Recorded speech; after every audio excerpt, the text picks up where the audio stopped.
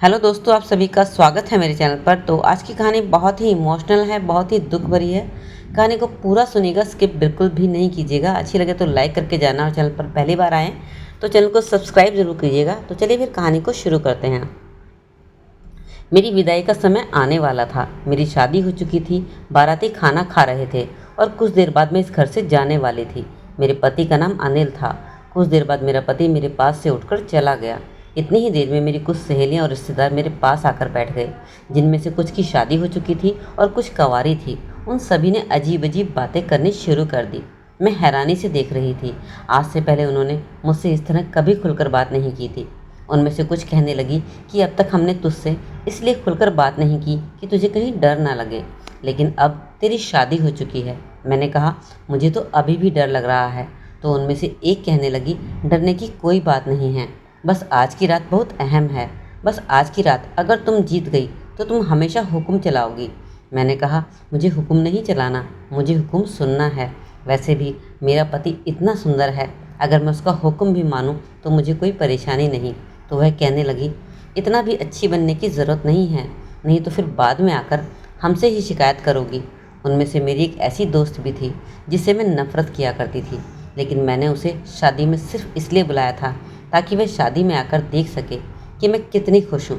मैं उसे जलाना चाहती थी, लेकिन उसने तभी एक अजीब बात कह दी।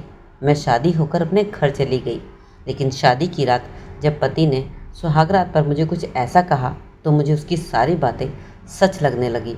मैं ज़ोर ज़ोर से कमरे में चिल्ला रही थी और मुझे उसकी सारी बातें याद आ रही थी, जिसने मुझसे कहा था कि तेरे पति को देखकर तो ही लग रहा है कि इसका इतना लंबा। मैं गरीब परिवार से थी, जिसे मिडिल क्लास कहा जाता है। यह मिडिल क्लास के लोग ना तो गरीब होते हैं ना ही अमीर होते हैं, किसी से मांग कर खा नहीं सकते और हमेशा इसी वजह से परेशानी से घिरे रहते हैं। गरीब इंसान अपने को गरीब कहकर कम से कम मांग कर तो खा लेता है, हम तो वह भी नहीं कर सकते। मैं इसी गरीबी से तंग आ चुकी थी और इस गरीबी से छुटकारा पाना चाहती थी, लेकिन मेरी माँ मेरे पिताजी से यह भी नहीं कह सकती थी कि ज़्यादा पैसे कमाया करो।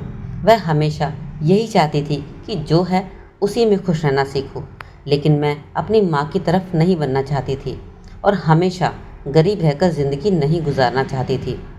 मैंने सोच लिया था कि मैं एक अमीर आदमी से शादी करूंगी, क्योंकि मैं देखने में बहुत खूबसूरत थी और मैं इसी खूबसूरती का फ़ायदा उठाना चाहती थी। इसलिए मैंने सोच लिया था कि मैं एक अमीर आदमी से शादी करूंगी, चाहे वह मुझसे शादी के बाद झगड़ा करे, चाहे मुझे मारे। कम से कम मैं सारी ज़िंदगी बैठकर तो खाऊंगी और हमेशा पैसे वाली भी रहूंगी। मेरी बहुत सारे दोस्त थी, मेरे चाचा की भी बहुत सारी लड़कियां थीं जो हमेशा मुझसे मुकाबला किया करती थी। वह हर बात में मुझसे आगे रहना चाहती थी, क्योंकि उनके घर के हालात अच्छे थे, लेकिन मैं देखने में बहुत खूबसूरत थी। वह चाहे कितना भी सज संवर जाती थी, लेकिन मैं पुराने कपड़ों में भी उनसे ज़्यादा बहुत खूबसूरत लगा करती थी। इसलिए वह हमेशा मुझसे जला करती थी, लेकिन मेरे पास था क्या, इसलिए मैंने सोचा कि मैं अच्छे घर में रिश्ता करवाऊंगी। हमारे घर एक रिश्ते वाली आया करती थी। एक बार उसने माँ को एक बहुत ही अच्छा रिश्ता बताया था।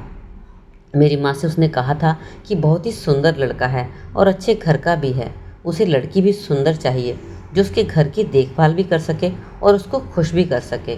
इसके अलावा उन्हें दहेज में भी कुछ नहीं चाहिए। लेकिन जब रिश्ते वाली ने माँ को लड़के की फ़ोटो दिखाई तो माँ ने लड़के की फ़ोटो देखकर तुरंत मना कर दिया था। लेकिन आज वह रिश्ते वाली फिर से हमारे घर आई हुई थी और माँ को फिर से कह रही थी कि अभी भी मान जाओ, उस लड़के की शादी अभी तक नहीं हुई है। मेरी माँ को तो इस बात के लिए खुश होना चाहिए था कि लड़का अमीर घर से है, सुंदर है, घर में अकेला है, सिर्फ माँ है, घर में कोई ज़्यादा काम भी नहीं करना पड़ेगा। लेकिन न जाने कि मेरी माँ इस रिश्ते से खुश नहीं थी, न जाने क्यों रिश्ते के लिए मना कर रही थी। जब मेरी माँ रसोई में आई तो मैंने माँ से कहा, माँ, आप इस रिश्ते के लिए पहले भी मना कर रही थी और अब भी मना कर रही हैं। ऐसी क्या बात है जो आपको यह लड़का पसंद नहीं आ रहा? माँ कहने लगी, तुझे क्या लगता है कि अगर यह लड़का इतना ही अच्छा है, इतना ही अमीर घराने से है, तो इसकी माँ इतनी ही अच्छी है, तो अब तक फिर इसकी शादी क्यों नहीं हुई? मैं अपना सर पकड़कर बैठ गई और कहने लगी, माँ, शादी के लिए ही तो वह लोग बात करने के लिए रिश्ता भेज रहे हैं और तुम हो कि CID बनी हुई हो, न जाने क्यों इस रिश्ते के लिए मना कर रही हो। जाओ जाकर उनसे कह दो कि हमारी बेटी शादी के लिए तैयार है। मेरी माँ मुझे हैरानी से देख रही थी और कहने लगी कि तुझे शादी करनी है। माँ ने लड़के की तस्वीर भी दिखाई थी। लड़का देखने में बहुत सुंदर था और गोरा भी था।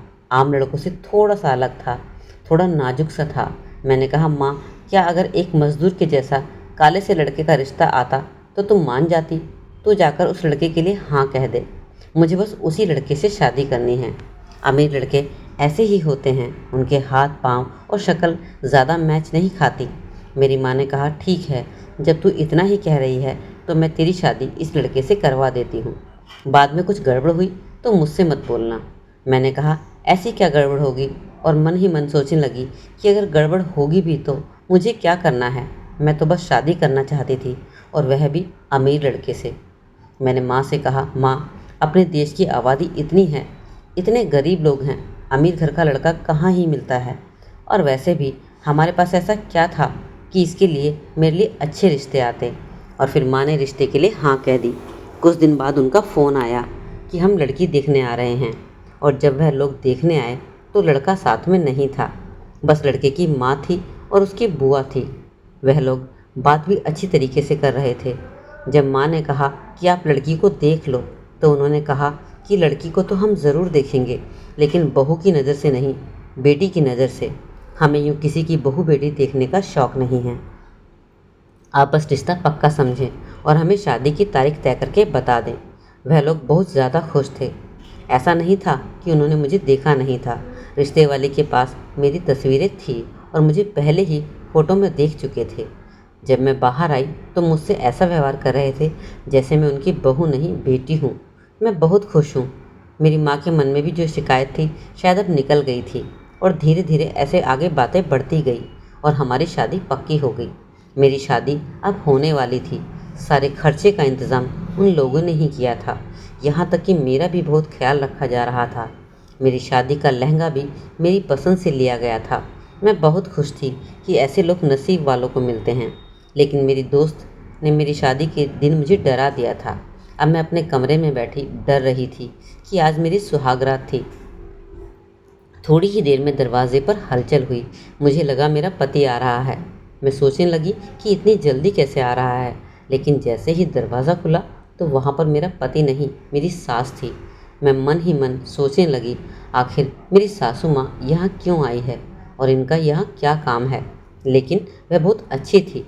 वह मेरे कमरे में आई और मेरे पास बैठी और कहने लगी कि बहू, मैं तुम्हें अपने बेटे के बारे में एक बात बताना चाहती हूँ। उन्होंने ये बात इतनी सीधे तरीके से कही कि मैं हैरान हो गई।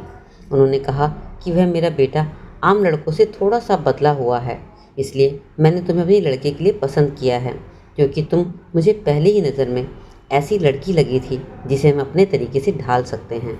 मुझे उनकी इस बात पर बहुत ही अजीब लगी। न जाने वह मुझे किस रूप में ढालना चाहती थी। मैंने कहा, मम्मी जी, आप क्या कह रही हैं? मैं कुछ समझ नहीं पा रही। सास कहने लगी, देखो बेटी, अब तो तुम हमारे घर की हो गई हो और इस घर के राज अब तुम्हारे राज हैं। मेरे बेटे का एक ऐसा राज है जिसे तुम्हें छुपाना होगा और कभी किसी को नहीं बताना।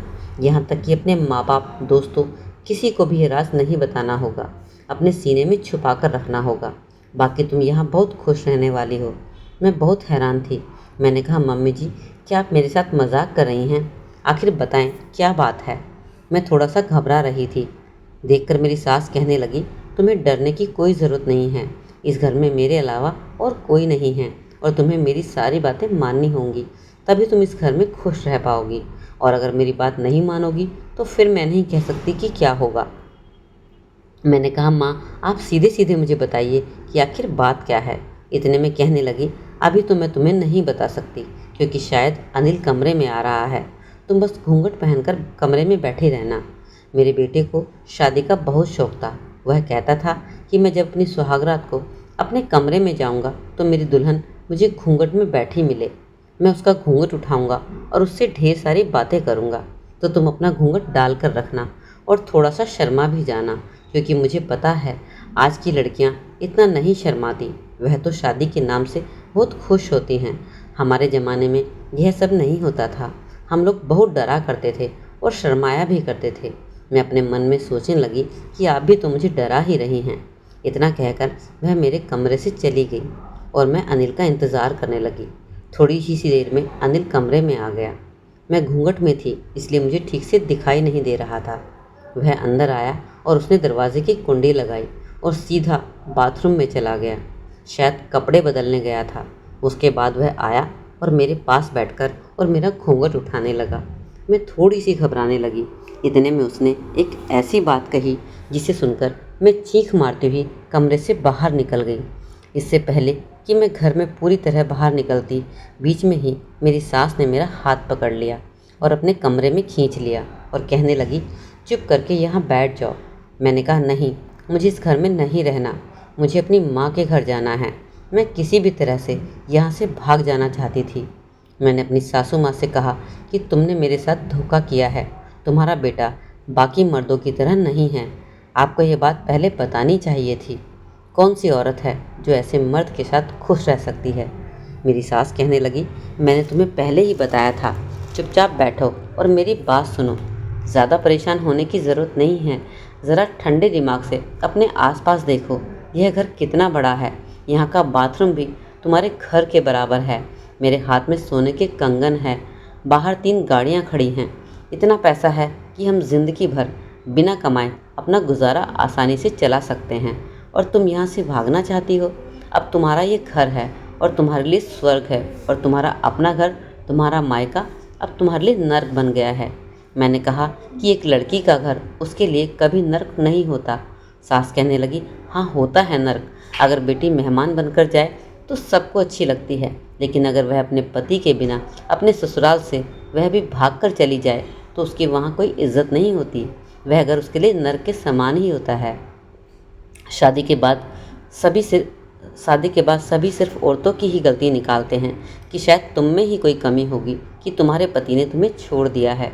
और फिर सोचो, तुम्हारी शादी को भी घंटे ही कितने हुए हैं। अगर तुम इस तरह अपने घर चली गई तो तुम्हारे मम्मी पापा क्या सोचेंगे? तुम्हारे माँ बाप तो पहले से ही बीमार रहते हैं। क्या तुम उन्हें परेशान करना चाहती हो? बैठ जाओ यहाँ आराम से। मैंने कहा, मुझे बैठना ही तो नहीं है। मैं अपनी माँ के घर नहीं, मैं सीधा पुलिस स्टेशन जाऊँगी और आपकी कंप्लेंट करूँगी कि आपने मुझे धोखा दिया है। लेकिन मेरी सास को न जाने क्यों बिल्कुल भी गुस्सा नहीं आ रहा था। बिल्कुल शांति से कहने लगी, तुम बिल्कुल भी चिंता मत करो। और उन्होंने मुझे एक ग्लास पानी पिलाया। ना जाने पानी में नशे की दवा थी और पीते ही मुझे नींद आ गई। मेरी आँख कब लग गई मुझे पता ही नहीं चला। जब मेरी आँख खुली तो मैं अपने पति के कमरे में थी और मेरा पति मेरे पास बैठा था। मैं एकदम से घबराकर उठ बैठ गई और कहने लगी, मुझे यहाँ पर उठाकर कौन लेकर आया?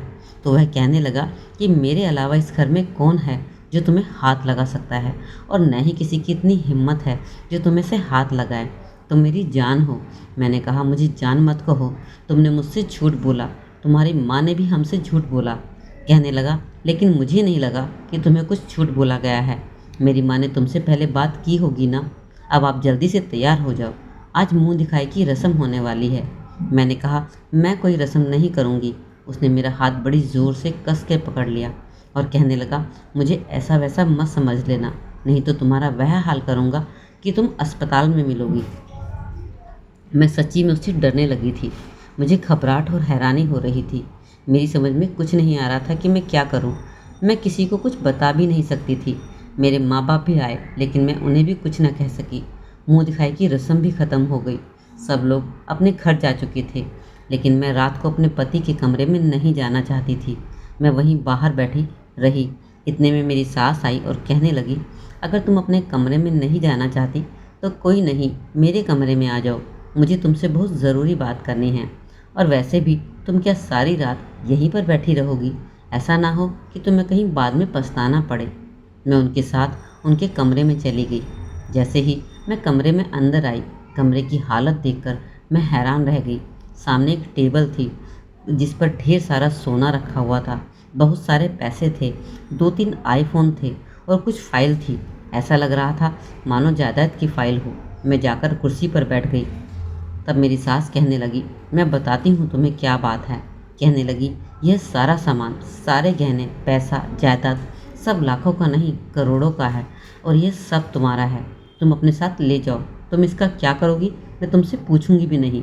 तुम्हारे कमरे में भी ब्रांडेड कपड़े थे, सोना, गहना, हीरे जवाहरात, बहुत कुछ था। तुमने देखा ही नहीं और तुम हो कि यहाँ से भागने की कोशिश कर रही हो। यह सब तुम्हारा है, बस इसके बदले तुम्हें काम करना होगा। मेरे सामने बहुत सारा पैसा, हीरे जवाहरात, ज़मीन जायदाद, ब्रांडेड कपड़े सब थे जो मैं अपनी लाइफ में पाना चाहती थी। लेकिन बात इतनी भी सीधी नहीं थी। मैंने अपनी सास से पूछा कि मुझे क्या करना होगा, लेकिन जिस तरह की चीज़ें थी और जिनके लिए मैं तरसी थी, इस तरह से तो मुझे ये सवाल करना भी नहीं चाहिए था। जो मैं चाहती थी वह मेरे सामने था। इतना चाहते हुए भी मैंने सवाल किया कि मुझे क्या करना होगा। मेरी सास कहने लगी, बस तुम्हें मेरे बेटे को खुश रखना होगा। तुम जो चाहोगी वह हम करेंगे। तुम हनीमून के लिए संसार के जिस कोने में जाना चाहोगी मैं तुम्हें वहाँ भेज दूँगी। बस तुम मेरे बेटे को खुश रखना। उस कमरे में क्या होता है और क्या होगा, बस यह किसी को मत बताना। दुनिया की सारी खुशियाँ तुम्हारे कदमों में होंगी और यह सिर्फ मैं तुम्हें एक बार नहीं दूंगी। जब जब तुम चाहोगी यह सब चीज़ तुम्हारे सामने होगी। मैंने कहा, मुझे सोचने का टाइम तो दो। सास कहने लगी, नहीं, तुम्हें अभी सोचकर जवाब देना होगा। मैं सोच में पड़ गई। मेरे घर में तो खाने तक के निवाले थे और यहाँ मुझे सोने का निवाला मिल रहा था। आखिर मैंने अपनी सास को कह दिया कि ठीक है, जैसा आप कहेंगी वैसा ही मैं करूँगी। मैं मन ही मन सोच रही थी कि देखना, मैं इतनी फरमाइशें करूँगी कि तुम हैरान रह जाओगी। मेरी सास ने कहा, यह सारा सामान उठाओ और अपने कमरे में ले जाओ। मैंने देखा उस सामान में गाड़ी की चाबी भी थी। मैंने पूछा कि यह कौन सी गाड़ी की चाबी है, तो सास कहने लगी, यह मर्सिडीज़ की गाड़ी की चाबी है। मेरी तो आंखें फटी की फटी रह गई। मैंने सारा सामान उठाया और अपने कमरे में चली गई। कमरे में जैसे ही गई, सामने मेरा पति बैठा था, मुझे हैरानी से देख रहा था। कहने लगा, हो गई तुम्हारी परेशानी दूर? इतनी बड़ी बात भी नहीं थी। वह ऐसे बातें कर रहा था जैसे बहुत सब कुछ नॉर्मल है। ऐसा लग रहा था जैसे मैंने सिर्फ काम ना करने की शिकायत की हो और मेरी सास ने काम वाली बाई लगा दी हो। उसके लिए बस यह सब इतना ही सिंपल सी बात लग रही थी। फिर कहने लगा, ठीक है, आराम से मेरे पास बैठ जाओ और अब नखरे करने की ज़रूरत नहीं है। लेकिन अभी एक हफ्ता ही गुजरा था और मेरी हालत फिर से वही हो गई थी। अब मैं फिर से घर से भागना चाहती थी। मेरी सास कहने लगी, तुम पागल तो नहीं हो गई हो? कैसी लड़की हो? हम तो गरीब घर की लड़की इसलिए लाए थे कि वह इतनी बातें नहीं बनाएगी, ना ही इतनी शिकायतें करेगी। इतना सब कुछ मिलने के बाद भी तुम फिर से उस तरह की हरकतें कर रही हो। मैं बस तुम्हें इतना बता देती हूँ, अगर मेरे बेटे की आंखों में तुम्हारी वजह से एक भी आंसू आया तो मैं तुम्हें इस घर से नहीं, इस दुनिया से ही निकाल दूँगी। अब मेरी सास मुझे धमकाने भी लगी थी।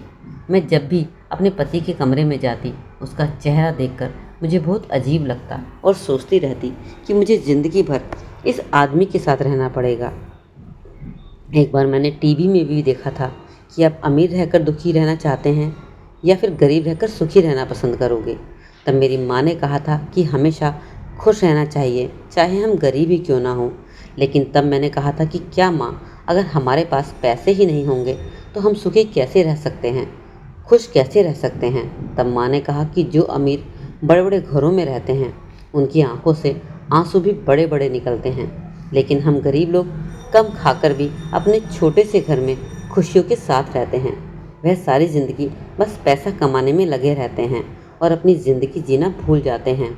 मेरी एक बात हमेशा याद रखना, जिस इंसान को पैसे का लालच होता है उसकी उम्र बहुत कम होती है। उसे पैसे मिल जाते हैं तो अपनी सारी ख्वाहिशें पूरी करके जब वो फ्री होता है तो उसे फिर प्यार की ज़रूरत होती है, जो प्यार उसे बाद में नहीं मिलता। आजकल मेरे साथ भी यही हो रहा था। मैंने आईफोन यूज़ कर लिया था, मैंने महंगी गाड़ी चला ली थी, शॉपिंग कर ली थी, अपने घर वालों के लिए भी बहुत कुछ लिया था, अपनी पसंद के खाने भी खा लिए थे। लेकिन अब मुझे एक ऐसे पति की तलाश थी जिसके साथ मैं अपनी सारी ज़िंदगी बिता सकूं। लेकिन जो मेरे पति की हालत थी, मैं उसके साथ कभी भी ज़िंदगी में खुश नहीं रह सकती थी। अब मुझे खुशी चाहिए थी। मैं पैसे से तो अपनी सारी ख्वाहिशें पूरी कर चुकी थी, लेकिन अब मैं ज़िंदगी से परेशान हो चुकी थी और इस घर से बाहर निकलना चाहती थी। एक दिन मैं अपने घर पर मर्सिडीज़ गाड़ी में गई। हमारे वहाँ रिश्तेदार भी आए हुए थे और मेरे काफ़ी दोस्त भी थे, क्योंकि मेरी मम्मी पापा की शादी की सालगिरह थी। मेरे हाथ में दो दो आईफोन थे। मुझे खुद नहीं पता था कि मैंने कितने लाख का सूट पहना था। मेरे पास इतने पैसे थे। सब देखकर मुझे हैरान थे और उस टाइम मैं बहुत खुश हो रही थी। मुझे महसूस हो रहा था कि मैं कहाँ इन लोगों का मुकाबला नहीं कर पाती थी और आज मेरे पास हर चीज़ मौजूद थी। सभी मुझसे कह रहे थे कि तुम्हारी तो किस्मत खुल गई और उसमें भी मैं बहुत इतरा रही थी और उन्हें बार बार शौक में बता रही थी कि मेरा आईफोन इतने का है, मेरा सूट इतने का है, मेरे जूते इतने के हैं, मेरे पास इतने पैसे हैं। ऐसा लग रहा था मानो मैं कोई शहजादी हूँ और वह सब मेरी बांदियाँ हैं। मैं अपनी मम्मी पापा की सालगिरह पर बहुत ही महंगा गिफ्ट लेकर गई थी। मेरे माँ बाप मुझे देखकर बहुत खुश थे। सारा प्रोग्राम ख़त्म होने के बाद फिर से मैं अपने घर लौट गई और अपने पति को देखकर न जाने क्यों अचानक से मुझे फिर से उल्टी हो गई। मैं अपने कमरे में पहुंची तो मेरे पति ने रोमांटिक गाने लगाए हुए थे। मैंने पूछा, यह सब क्या है? तो कहने लगा, हमारी नई नई शादी हुई है, हमें इसी तरह से खुश रहना चाहिए, इसलिए मैंने एक गाना लगाया। वह मेरे पास बैठकर मुझसे कहने लगा, अब मैं तुम्हें लुभाने की कोशिश करता हूँ। तो मैं कहने लगी, क्या मतलब? तो मेरे साथ न जाने कैसे कैसे करने लगा। मुझे उल्टी होने लगी। इस बात पर वह गुस्सा हो गया और कहने लगा, तुमने तो सारा मूड ही ख़राब कर दिया। मैं चुप थी, लेकिन उसने मेरे साथ लड़ाई झगड़ा करना शुरू कर दिया और मुझे कमरे से निकाल दिया। सामने मेरी सास खड़ी थी। मैंने उन्हें बता दिया कि ये सब कैसे हुआ। कहने लगी, तुम ये सब कबूल क्यों नहीं कर लेती हो? अब तुम्हें इसी तरह से ज़िंदगी जीनी है। यह सब चीज़ जो तुम्हारे पास तुम्हें कभी सपने में भी नहीं मिलेगी। अपने बाप दादा की कमाई हम तुम पर लुटा रहे हैं। मैं चाहती हूँ कि बस मेरा बेटा, मेरा शेर जैसा बेटा खुश रहे। तुम हमेशा उसे खुश रखो। मैं कहने लगी, तुम्हारा बेटा और शेर वह शेर जैसा नहीं। आपको अपने बेटे के बारे में सब कुछ पता था, फिर भी आपने मुझे मेरी माँ से धोखा करके अपने बेटे की शादी मुझसे कराई। मेरी माँ सही कहती थी, माँ का दिल तो ऐसा ही होता है कि उसके पास भगवान की आंखें होती हैं। लेकिन मैंने उनकी बातों पर यकीन ही नहीं किया। उन्होंने मुझे कहा था कि कुछ न कुछ तो गड़बड़ है। लड़के की उम्र 36 साल है और अभी तक उसकी शादी नहीं हुई है और कहाँ मैं 21 साल की हूँ। आपको हमें पहले ही बता देना चाहिए था कि आपका बेटा बाकी मर्दों की तरह नहीं है। आप कब तक पैसों से मेरा मुंह बंद करवाएंगे? क्या करूं मैं इन पैसों का? क्या खरीदूं मैं इन पैसों से? क्या पैसों से सुख मिल जाएगा? इन पैसों से ज़िंदगी मिल जाएगी? पैसों से औलाद मिल जाएगी? तुम्हारा बेटा औलाद पैदा नहीं कर सकता। तुम्हारा बेटा नामर्द ही नहीं, एक किन्नर है। इतना सुनते ही मेरी सास को बहुत ज़ोर से गुस्सा आ गया। उन्होंने मेरे गाल पर एक ज़ोरदार थप्पड़ दे मारा और दूसरा थप्पड़ मारते मारते रुक गई और कहने लगी, इतनी बदतमीजी से बात कर रही हो? हमने तेरे लिए इतना सब किया और तू हमारी ही बेइज्जती कर रही है। ठीक है, जैसा तुझे करना है कर। जा, निकल जा और जा बैठ जा अपने बाप की दहलीज पर और फिर जवाब दे देना कि तूने अपने घर को क्यों छोड़ा, तेरा रिश्ता अपने पति से क्यों छूट गया। मेरे बेटे को तेरे जैसी बहुत मिल जाएंगी। बहुत सी ऐसी हैं जो पैसों की भूखी हैं। तूने भी तो पैसे की भूख से ही मेरे बेटे से शादी की थी ना। तुझे भी तो लगा था कि गड़बड़ है, लेकिन फिर भी तूने मेरे बेटे से शादी की क्योंकि तुझे भी पैसों का ही लालच था। मेरे बेटे को कुछ कहने की ज़रूरत नहीं। बड़ी मन्नतों से मैंने उसे पाया है। मेरे पास पैसा था, धन दौलत थी, लेकिन औलाद नहीं थी। 10 साल बाद मुझे भगवान ने औलाद दी, नहीं तो सारी जायदाद, सारा पैसा मेरी रिश्तेदारी में चला जाता। मेरे लिए मेरा बेटा मेरी जान से भी ज़्यादा प्यारा है। मैंने कहा कि बेटा है, इससे अच्छा तो आपको एक बेटी हो जाती। जब मैं कमरे में आई थी तो वह एक लड़कियों वाला गाना लगाकर नाच रहा था। मुझे उल्टी होने लगी। शादी की रात भी उसने यही किया था कि जाओ जल्दी से कपड़े बदलो और यह लहंगा मुझे दे दो, मैं पहनकर नाचूंगा, देखता हूँ मैं कैसा लगता हूँ। वह तो तुमने शादी वाले दिन उसके बाल कटाकर उसे ज़बरदस्ती लड़के वाले कपड़े पहनाए थे, नहीं तो गोरा चिट्टा इतनी नाजुक नाजुक हाथों वाला मर्द कहाँ होता है। इस पर मेरी सास कहने लगी, तुम्हें जो करना है कर लो, यहाँ से जाना है जाओ, लेकिन उससे पहले इन 2-3 महीनों में जो भी तुमने खर्च किया है वह सारा हिसाब मुझे वापस चाहिए। तभी मेरा बेटा तुम्हें तलाक देगा, वरना हमारे पास इतने पैसे हैं कि अगर मैं तुम पर केस भी करूं तो तुम लड़ते लड़ते यहीं पर बूढ़ी हो जाओगी। मैं डर गई। मैं कहने लगी, मैं ऐसा कुछ नहीं करूंगी, मैं कहीं नहीं जाऊंगी, जैसा आप कहेंगी वैसा करूंगी। सास कहने लगी, तू बेकार ही घबरा रही है, देख अपने आसपास कितना सुख है। भगवान ने मुझे बेटा दिया है तो फिर मुझे एक बेटी की भी ख्वाहिश थी। तो मेरी बेटी समान है। दुनिया की हर खुशी तुझे यहाँ मिलने वाली है। अब फिर कभी ऐसी बात नहीं करना। मेरा बेटा अनिल इतना भी बुरा नहीं है। अगर तू उसे खुश रखोगी तो वह तुझे बहुत सुखी और खुश रखेगा। अब मैं वैसा ही करने लगी जैसा वह मुझसे कहता था। मैं उसकी जैसी कही बातें करती थी। कभी वह कहता मेरा मेकअप करो तो मैं उसका मेकअप करती। कभी वह कहता कि तुम्हारे कपड़े मुझे दो, मैं पहन लूँगा, तो मैं अपने कपड़े पहनने के लिए भी दे देती। लेकिन मुझे बहुत अजीब अजीब लगा करता था। मुझे उल्टी आने को होती थी। मुझे बहुत बुरा लगता था। लेकिन अब कैसे भी करके मुझे सब संभालना था। अब इस रिश्ते से निकलना बहुत मुश्किल था। इसी तरह 2-3 साल गुजर गए। मैंने अपने माँ बाप, यार दोस्त, किसी रिश्तेदार तक नहीं बताया था कि मेरे साथ क्या हुआ है। मैं सबके सामने हंसती और खुश रहती थी, लेकिन रातों को उठकर बैठे बैठे रहती थी। ना जाने मेरी किस्मत में क्या लिखा था। कभी कभी मन करता था अपनी जान दे दूँ, लेकिन मैं यह सब भी नहीं कर पाती थी। मैं बहुत परेशान सी थी। तभी अचानक भगवान को मुझ पर तरस आ गया। मेरी सास और मेरे पति एक दिन मार्केट गए थे। तभी अचानक उनका एक भयानक एक्सीडेंट हो गया।